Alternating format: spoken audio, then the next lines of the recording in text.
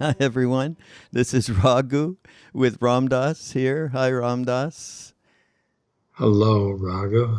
And this is our Here and Now podcast. By the way, I was going through some other tapes of yours the other day, and this was amazing because it was a lecture, a talk you gave just before you had the stroke. Okay? So, it's kind of the looking, hearing something like that at that moment is a little bit wow. And in it, you said to people, well, I'm going into the radio business. I'm going to start a radio show called Here and Now. I never knew that. And when I picked the title Ram Dass Here and Now for the podcast, I didn't know that. Isn't that amazing? So you ended up doing it. You ended up doing it anyhow, even though you got stopped by the stroke at that point. Yeah.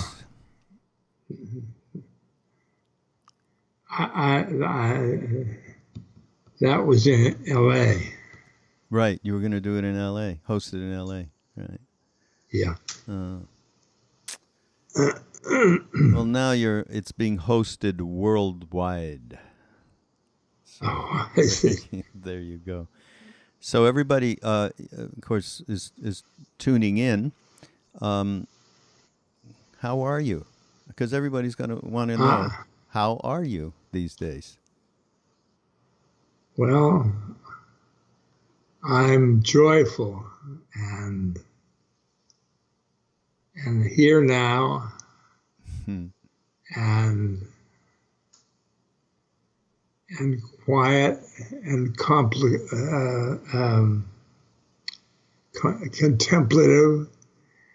and content. All subjects that we're going to talk about today, as I mentioned to you before we got on, we have the course, your course, on mindfulness and meditation, and pointing in the direction for everybody in terms of how to have a more contemplative life and how to be more content. So we're going to talk about that, and that course is coming up shortly on September 22nd. On Friday it will start, and it is a free course that the Love Serve Remember Foundation presents on a year-to-year basis, and this time we've really expanded it to include some mantra practice, which is another form of meditation. And Ram Dass, you did some fabulous mantras. You used to do work with audiences. You still do. We still do out in Maui. But there's really great mantras that you have practiced in the past. So I think everybody will get a real tutorial about how to use those mantras. Just talk about that for a minute. The use of these mantras as a centering device. The first one you brought back was the first time I had ever heard Shri Ram, Jai Ram, Jai Jai Ram. It's a repetitive phrase, and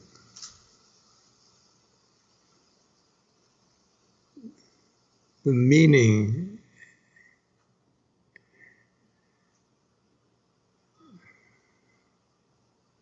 is Ram over all. The absolute. Ram, the mantras usually the names of God, the names of the One, and they bring your mind to the One, to the all-encompassing.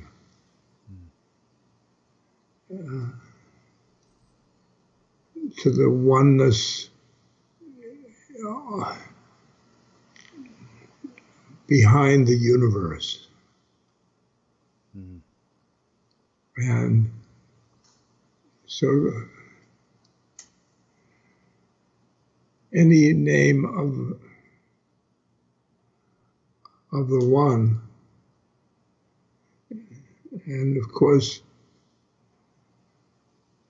Hinduism has a lot of names. Yeah. And Judaism has only one. And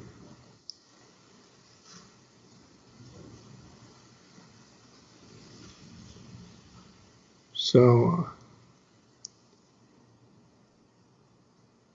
the names are different colorings of like Ram is love, and Ram and Ram, Ram, Ram, Ram, Ram, Ram, and Shri Ram, Jai Ram, Jai Jai Ram, Shri Ram, Jai Ram, Jai Ram.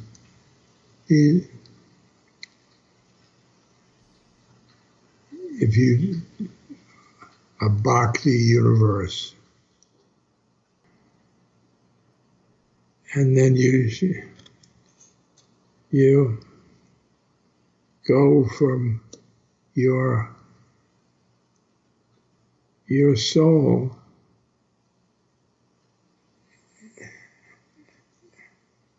and then go from your soul to the one. And everything that your ego looks at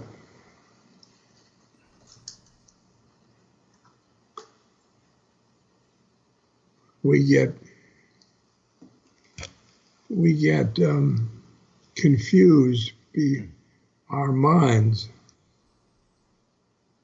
and we say that this is reality. Yeah. Mm-hmm. And of course, it's the one part of the reality.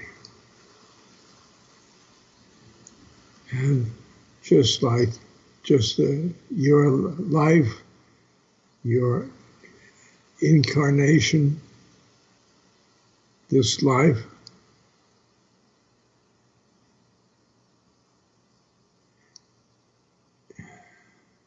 is a school to help your soul shed the karma. Yeah.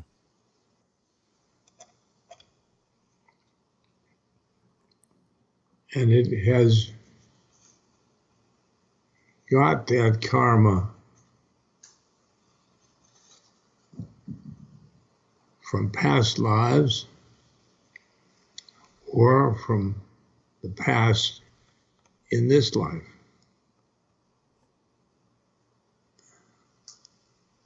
So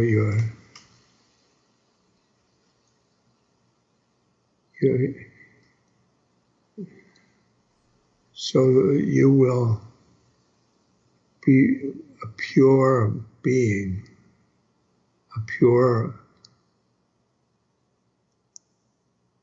soul. And then you are a pure soul can enter into the Atman, the place in your soul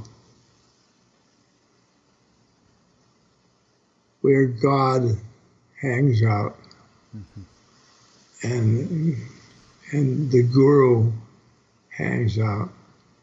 You have a Guru. Everybody has a Guru. the Guru helps you to merge with the One. Mm. And would you say these names, these mantras, which are, as you said, different representations of different colors, I like that term, of God, that these mantras are like a boat which carries you to that space of the One. And that is a major purpose of the repetition of these names. And they do say in this, the Kali Yuga age, the age of destruction, which seems to be happening, it is most efficacious to repeat the name. Right? Now, Yeah. at the same time, actually in the opening week of this course, you had talked in an earlier talk about building a foundation, that every individual needs to build a foundation to enter onto the spiritual path, to tread the spiritual path, to navigate it.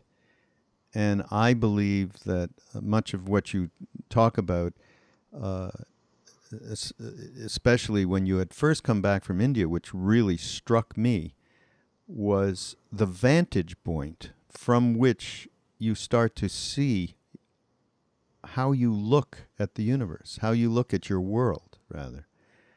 And, of course, Be Here Now, the famous book and the famous phrase, is endemic to anyone's ability to have a foundation, to be completely in the present moment, as you speak of and have spoken of so much.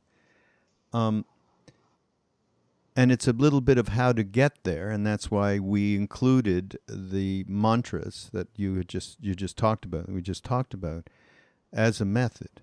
Of course, the other methods that you have taught and you yourself have used, Vipassana, one-pointed Anapana meditation, heart meditations, and of course this course has several of examples for people to practice and try and see which one fits them. But you've also talked about one thing in one of these talks. You've talked about Ramana Maharshi and his main teaching around self-inquiry. And I think that I'll say me, I won't say we, gloss over a little bit the usefulness of self-inquiry. That because we come from the Bhakti tradition, but you spent many a year teaching. Now that teaching about self-inquiry, teaching about finding out what is the vantage point, the perspective that you are seeing your universe, your world at. And who am I is a pretty good thing to ask yourself. Can you just talk about that a little bit? It's a pretty good thing. Yeah. I've spent many hours trying to plumb the depths of my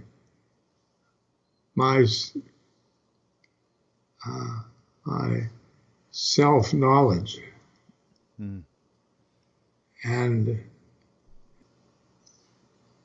I studied with the Bidhiwala, who's not Nisargadatta. Was it Nisargadatta Maharaj? Yeah. In Mumbai? Yes. Wow. Yes. And he was that path, Advaita.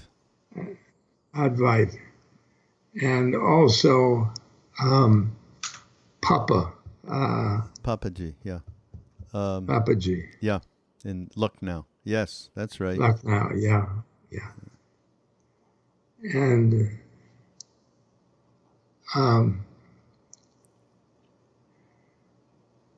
they use the mind, use a different yoga,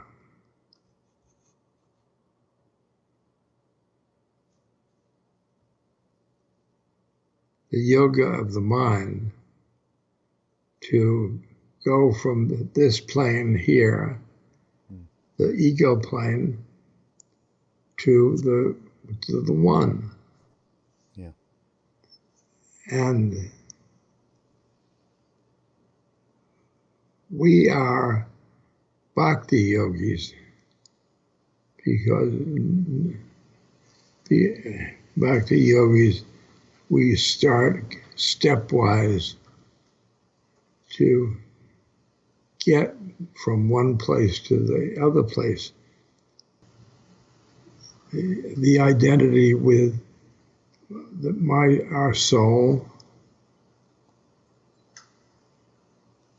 and stepwise before we get to the one. They go from by that The self-inquiry. yeah, they'll do it from self-inquiry. Right. It's when you find out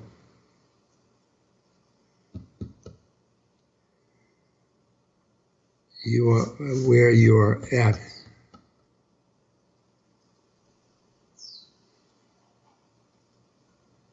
then you say,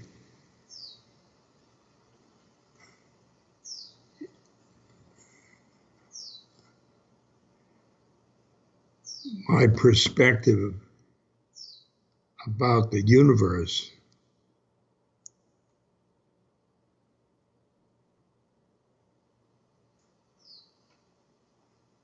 is affected by where you are at. So you're studying each one, everything around you. Your perception is affected by what you are, and you work with that. You and I have different perspectives, like looking at a tree. I have perspective about my farm, my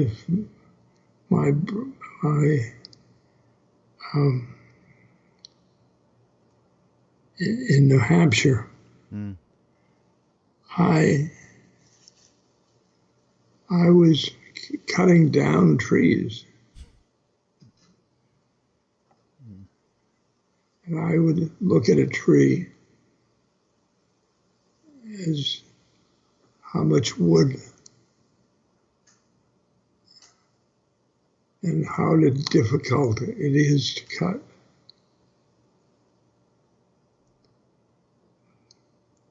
But then I changed my perspective about trees.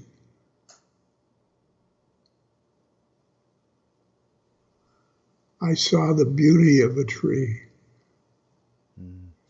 I saw that the tree was a manifestation of the One. The tree is love. The tree is consciousness.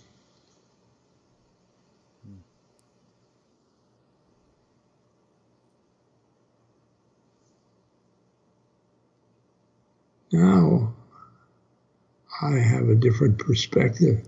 Yeah. Yeah.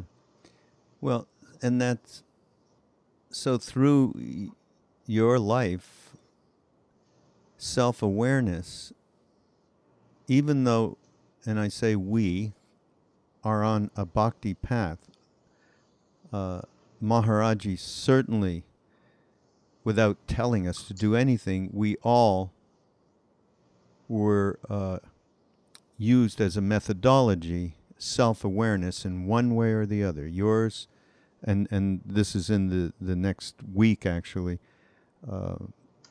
talking about, or the week after actually, talking about the witness. And that was a major methodology that you used, that all of us used, one way or the other. Through some of us through Southern Buddhist teachings, some of us through the Advaita teachings that you just talked about with those teachers that you were with, some of us with the Tibetan Buddhist teachings around awareness, the witness. Now, of course, the big byword, which is part of our course, is mindfulness, which was back in the day when we were learning all of this stuff. It was less of a pop culture term, so to speak. But that self-awareness and that change in perspective and the examples you gave is, I believe, of paramount importance alongside of any of the paths or methods that you may choose or that you may be involved in, and certainly with the one that we are on, of Bhakti Yoga. Now, you yourself, and maybe you can tell this story a little bit, because one of the talks that you gave, and one very important part of the course, is around developing one-pointedness through, in this case, through the breath.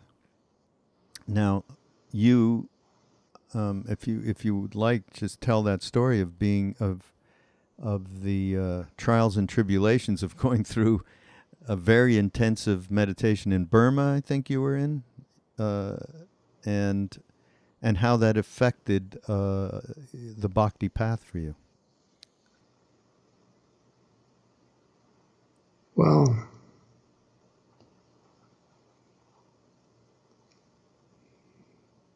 the Burma time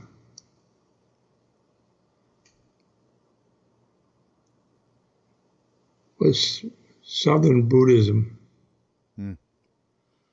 And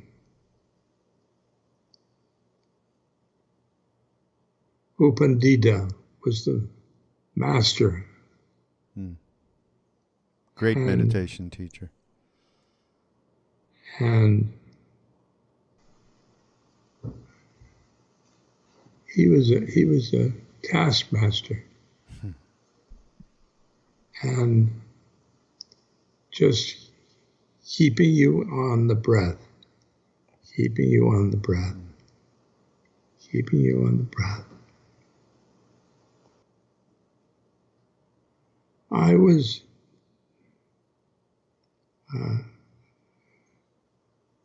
taught by many, many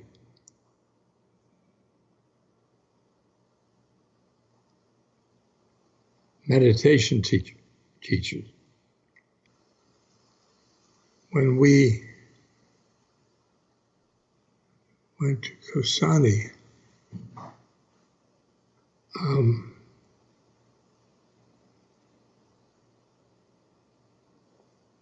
that was because I was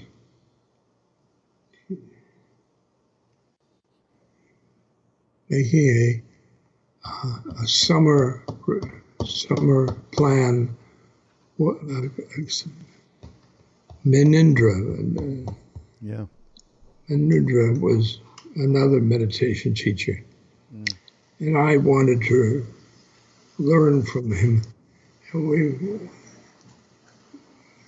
And he was going to go in this place in the mountains, Himalayas. And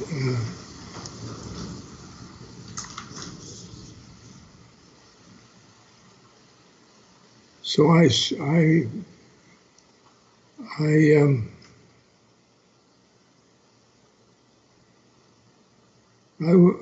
to Maharaji,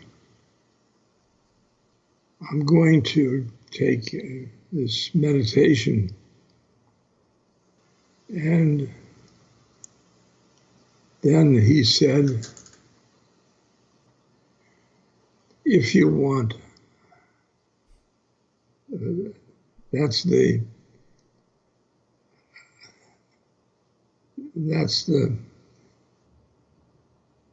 he was saying, come on, you don't have to go into meditation teaching. If you want to, go ahead, but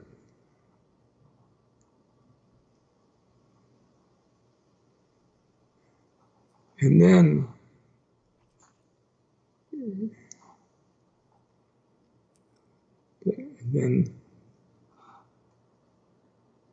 when a group of 6 of us got to that place, Kausani, and we were settled in, and the meditation teacher wrote to us and said that his mother was sick, and he was have to stay home.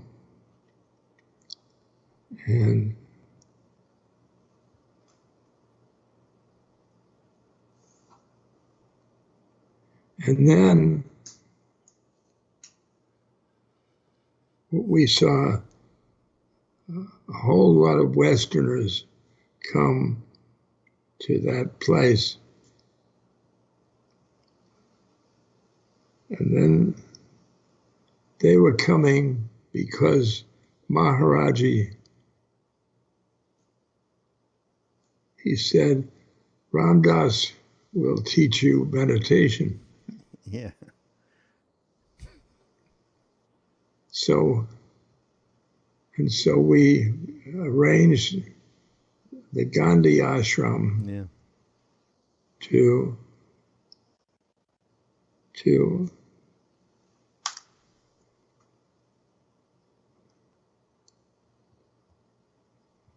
a meditation retreat.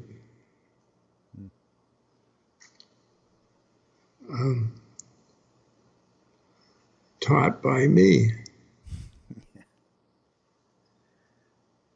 And here the meditation teacher has gone, but I have to teach meditation.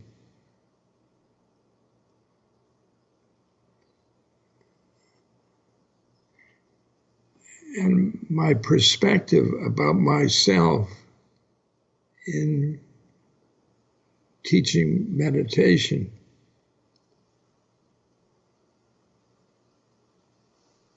changed.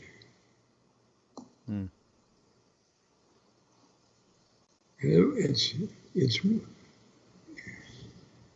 a lot of things are within us, and we find self-examination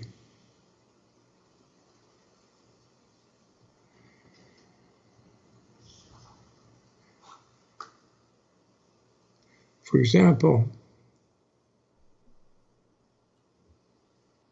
the soul has the witness, love, compassion,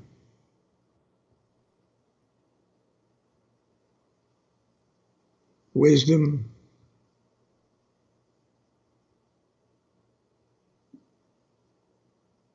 joy,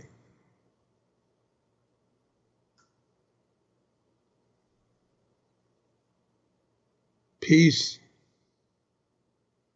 These are all inside of us.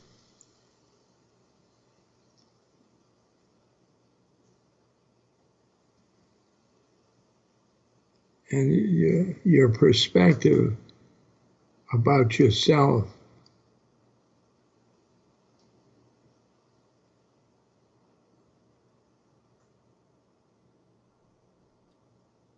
you identify with the soul. But the soul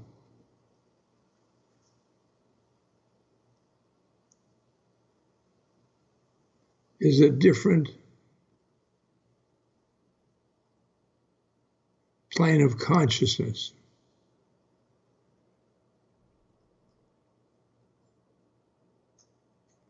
It's soul land. And you enter into the soul land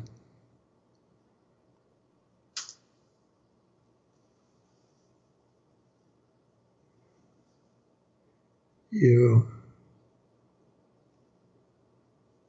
identify with yourself as a soul, and then other people as souls.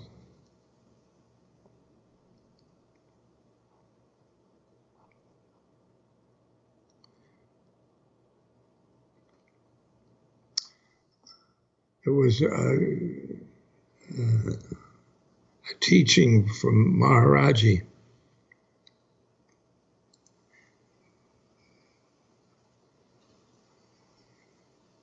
He told me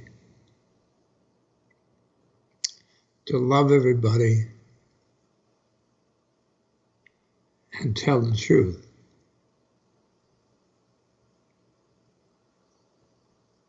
And I said to him, Maharaji, I can't do that. Since I was identified with my ego. But when I identified with my soul, of course, mm-hmm. I love everybody. I tell the truth.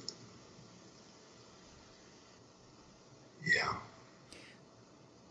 Well, that is the absolute, as far as I'm concerned, basic foundation. And when you identify with yourself at the soul, you radiate love,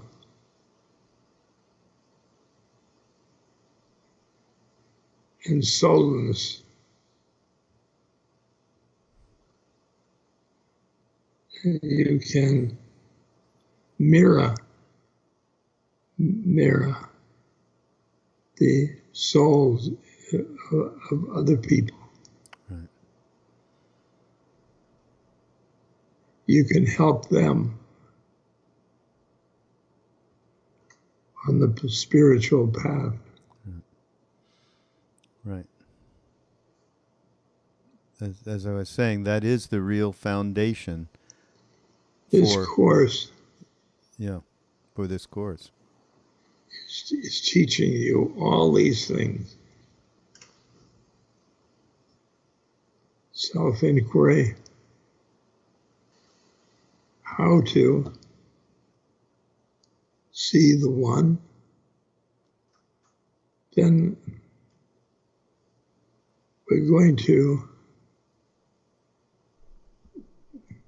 methods. Mm.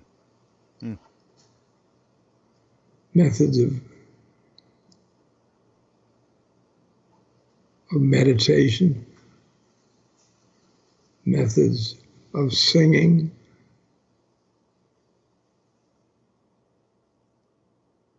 methods of using a mala, a prayer.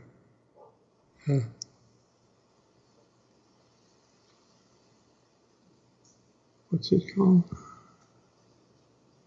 Mala? Yeah, mala, but what's it? Oh, japa. So japa is definitely part of what this course is about, and mantra is definitely what it's about as well. But I love what how you brought forth the true foundation, which you talk about in this course, is basically a re-identification with soul. I mean, that's probably the easiest way, the most simple way to put it. And Yeah. once that happens, and I love what you said about once that happens, then you mirror that place in in everyone else that you meet, so that they have a chance to come out of their ego mind and all of that, and can sit in the soul land, as you said. Yeah, that's the foundation, certainly, of this course. But I have to tell you one thing, though. When you were talking about going to Kosani, of course, I was part of those 6 people where we were together in that little cabin up in the Himalayas, where you just walked 50 feet and you saw the whole horizon of 29,000 foot peaks. I mean, it was spectacular. Okay. And it was my first foray. And yeah, the meditation teacher didn't come. So then you had to teach the meditation. Okay. I don't even know if I've ever told you this story, but we fixed up a little cow shed, and that's where we would sit in meditation every day for many hours.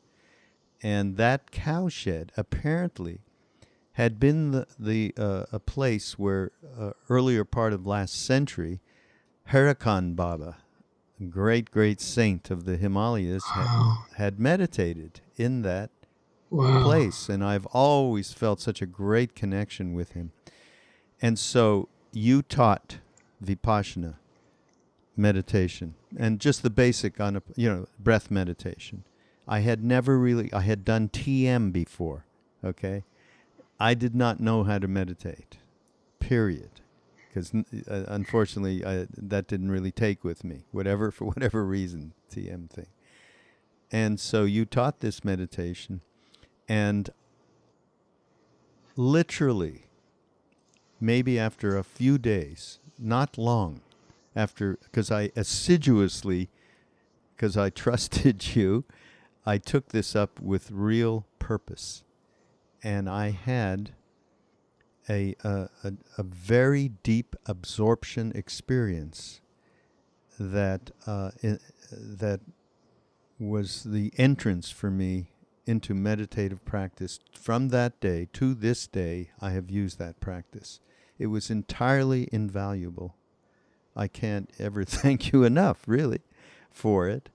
And the interesting part was I had recognized the certain aspects of that meditation reminded me that it had happened to me, this feeling of very, very heaviness inside my body and letting go, which is an archetypical thing of first absorption practice. When I was like 8 years old, I had this experience.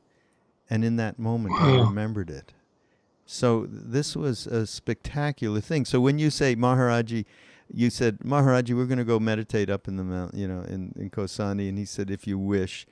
and you said, it was like he said, do you really think you need to do that when you're hanging out with me, kind of thing, is what you said. On the other hand, that's one level of reality, okay? To me, the other level is, this was so instrumental in changing my practice, or giving me a practice. And I know that's directly because he sent me up there. He said, go up there and meditate with Ram Dass. Remember, you didn't want anybody up there. We knew each other, but not well. And Krishna Das, who I've said this before in a podcast, he said, you can't come because you weren't in Bodh Gaya and you don't know how to do Vipassana meditation. So how can you come?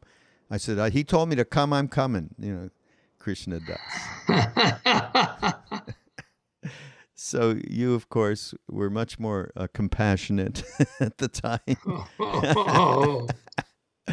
And so, look, this is what happened. But what I was trying also to bring forth earlier in this conversation was the Burmese meditation. You said after you came out, and this was later, this is after that second sojourn in India, I think in the late 70s, maybe you went to Burma. I don't quite remember. But when you came back, and you have said this before, so I'm kind of reminding you, after that months, I believe 3 months, you spent a long time there. You said,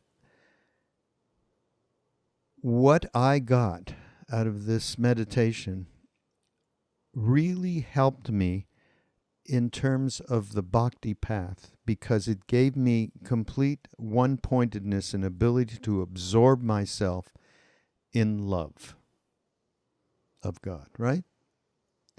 So and concentrating on Maharaji. Yeah. Right. Right. So, I think that's a really important point, how these are not,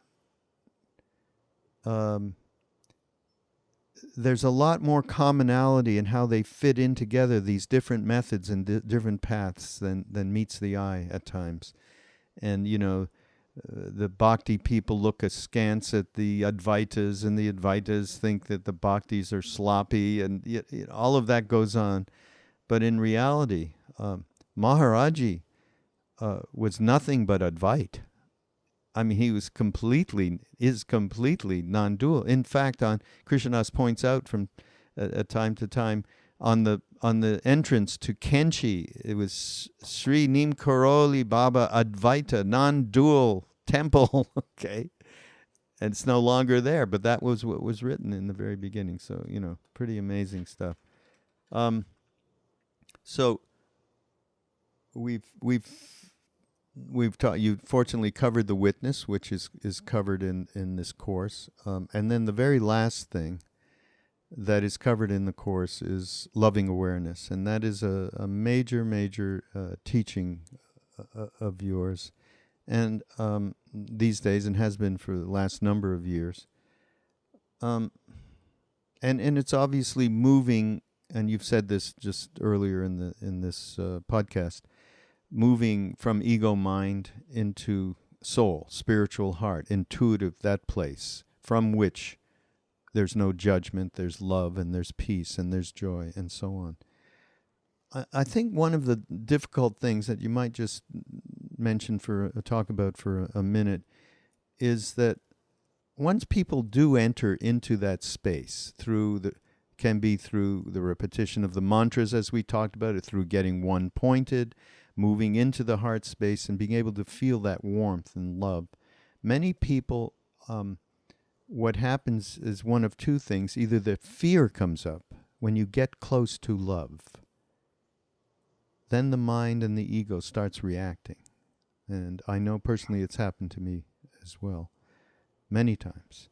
And the other, and so then that fear starts to really take over and wants to throw you outside of this place because it's a fear of dying. How do we break through and allow that love to take a foothold?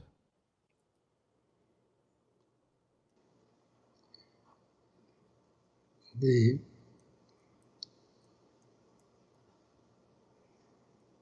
the thoughts of the ego, these thoughts will not help you in the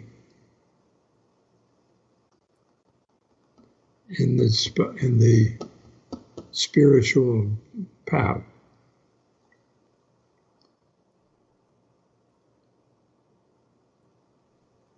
And you feel weighed down with these thoughts.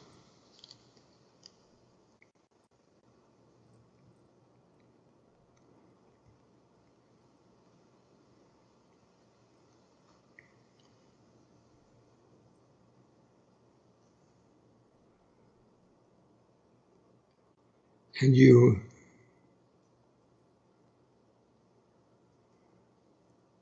journey to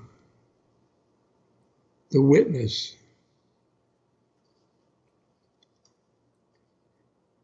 in the soul.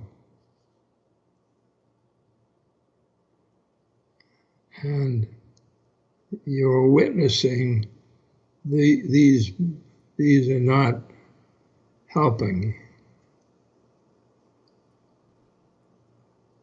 And then you love them because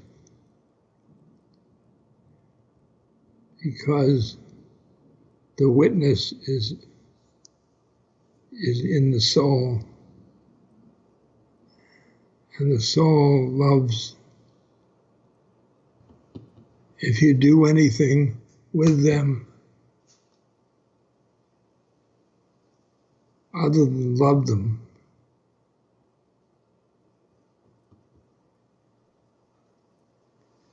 it will damage your soul.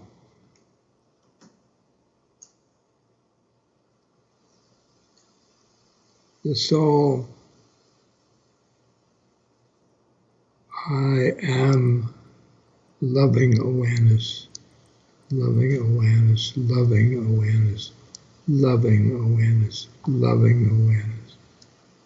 That's the soul. That's the soul.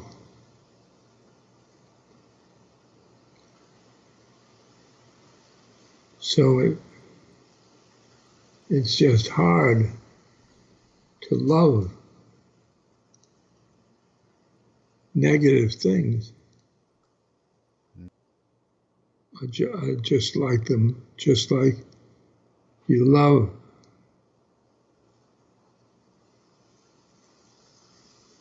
people who you see as negative. When you're around negative people, Yeah. you may be more likely to tend to treat them with love because you feel compassion for them. But when you yourself have negative thoughts, you are less likely to have compassion and treat them with compassion. I think that's what you were saying, right? Yeah. That's a mind-blowing thing. Yeah. Why do we do that? We have no caring for ourselves. Well, identification is ego, with the ego. And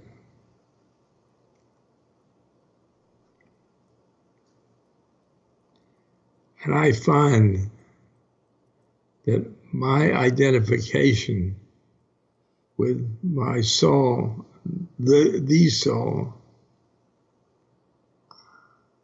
I love everybody. I love the walls. I love the trees. I love everybody listening. Everybody. I love my wheelchair. I love my stroke. It brings me, love brings me so close to manifestations of the One. Mm. Mm. Yeah. And my puja table has Ram and Hanuman and Mary and Buddha and Christ and Maharaji.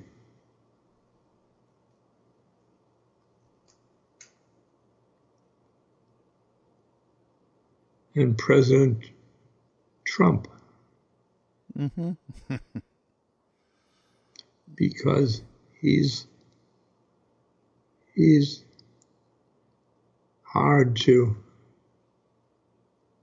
love. Yeah. For me, anyway. For me. Mm. And that means that picture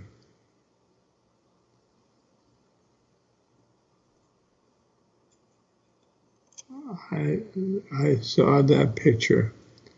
I see that Trump. I'm looking at it as from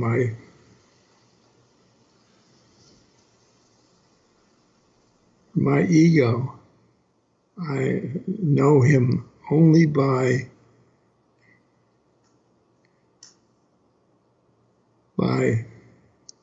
the things he's doing in the incarnation. Yeah. The negative stuff. I don't know his soul. I don't know the soul of Trump. I feel compassion for that soul who's got to go through this incarnation. And he helps us in our spiritual path because he shows us that inside us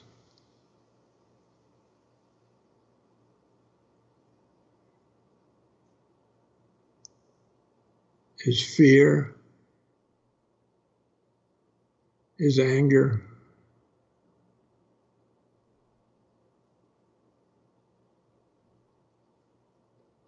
all those negative feelings.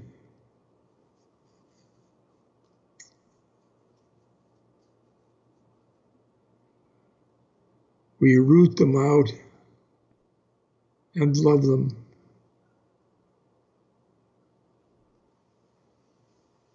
In this incarnation, Trump is a pawn to help us. Mm. Mm. It's like in the Ramayana,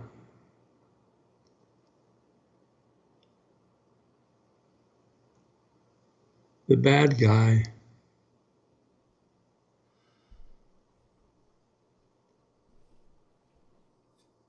they say he's bad this incarnation.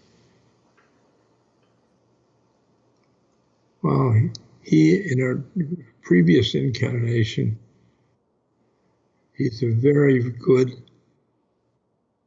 sadhu.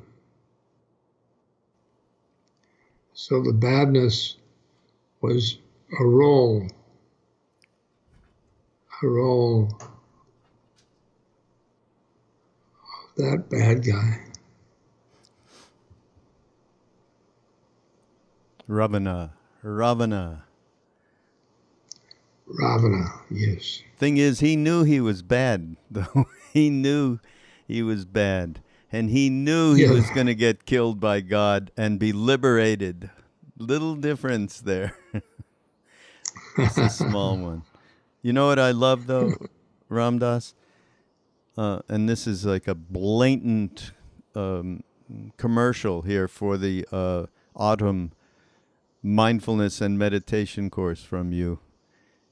If you want to learn how to root out negativity and love it, take this course.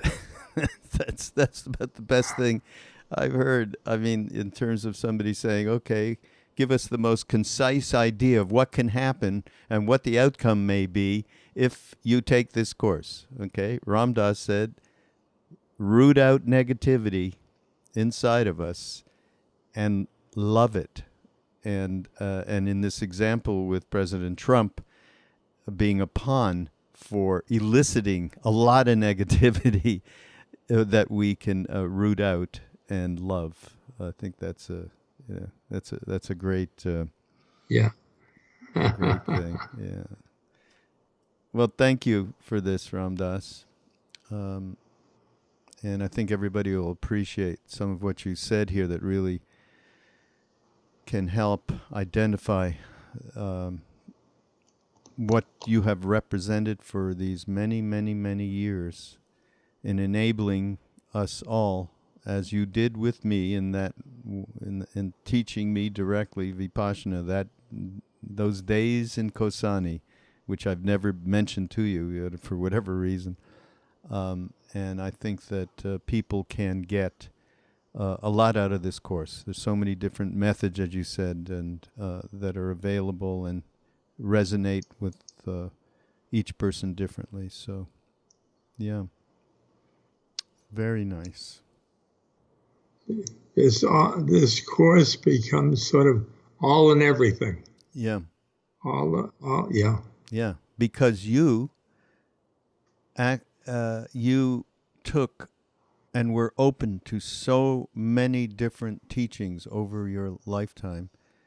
And now, as you sit in Maui, embodying the loving awareness teaching that is in the fourth week of this course, and I think that's it shows that there is a potential, and it doesn't happen instantly, but if you're certainly put yourself into it, this is a gradual evolvement for everyone eventually. So thank you. Yeah. Thank you. Thank you. Thank you. Thank you. This is Ram Dass here and now, and this is Raghu Marcus, and Ram Dass and I will see you next time. Meanwhile, go to ramdas.org/meditate and link up, and there's a page which describes everything that you will get in this course. It's on a wonderful platform that our wonderful Rachel Fisher has put together. Very easy to navigate. Includes this great journal that you can download with all sorts of preparatory teachings from Ram Dass about these subjects, and that you can record your experiences in, downloads and videos, and also there's a Ram Dass. There's a wonderful Facebook group where people get together. Right now, I think there's over 1,000 people who decided they wanted to be able to communicate with each other about their experiences, and the course hasn't even started. So there's a great community aspect to the course as well. So again, please go. It's entirely free. Of course, we do ask people to support through donations and so on, so that we can continue to do this work, providing these courses. But ramdass.org/meditate. And we hope to see you in the course. And Ram Dass, again, thank you. Namaste. Namaste. This podcast is brought to you by the Love Serve Remember Foundation and ramdass.org. We appreciate you listening, and we appreciate all the support that you've given us. Please continue that support and donate at ramdass.org. We can then continue to share what Ram Dass has been sharing for all of these years. Thank you.